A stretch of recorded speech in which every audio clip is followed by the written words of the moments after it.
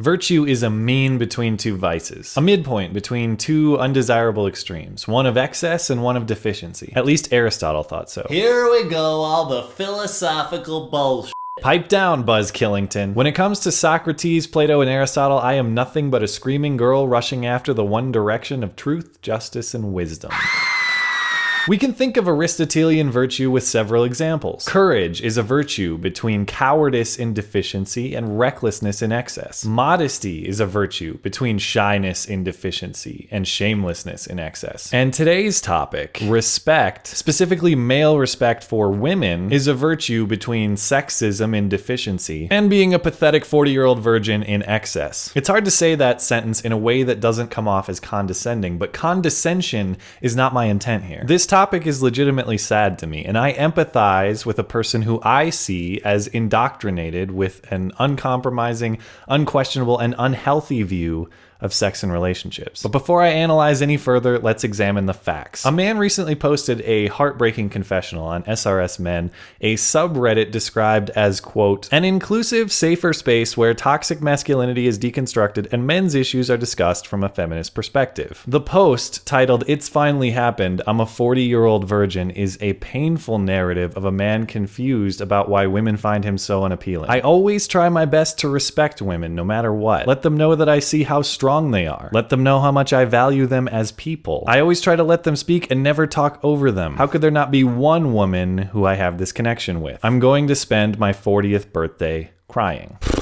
This is it. This is the full extent of the third wave feminist worldview. This is what happens when we teach men not to be toxically masculine. We get a guy who is helplessly effeminate. Perhaps some of you think I'm out of line for blaming feminist ideology for this guy's fate. Perhaps you think he's just unlucky, unattractive, or otherwise unsuccessful in the dating world. Why, though, does he use the terms and the lines of reasoning associated with this particular philosophy? Why does he say he's working on things like not mansplaining? Why does he say he knows it's wrong of him to write this post? And why does he express shame at his own desire for sex? Why does he, in his own words, make absolutely sure that there's nothing he's doing that could make a woman feel like he's expecting sex or like he sees her as a sexual object? To be clear, I am for full equality. I am an egalitarian, and like most, I want a world where gender and sex are non-factors in opportunity in our society. But you lose me, third wave feminists, when you start denying biological truths. Libido of both the male and female variety is the reason I am speaking with you and the reason you are listening to me right now. And don't try to tell me his urges have not been shamed. He shames them himself. I might not be having any sex, but at least I know I'm doing my part to make the world a better place. The important thing is that I'm a good person by refusing to make women feel unnecessarily uncomfortable or pressured into doing anything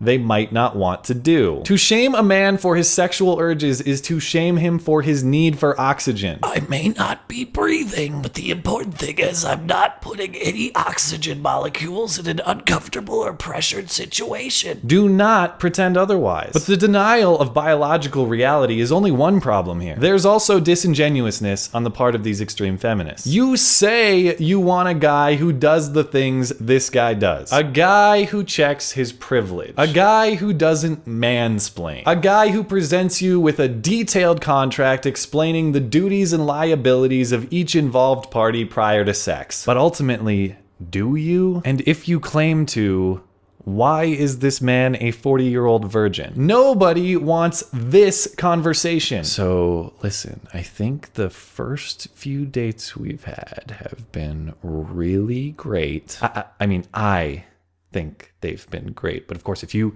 disagree, then they've been terrible. And I know it's wrong and disgusting and terrible and horrible for me to even think, but, and please understand, I'm fully aware of my privileged position in making this request. I was thinking if we have a few more encounters we mutually deem to be successful, and again, if you don't find them that way, we will end the conversation there.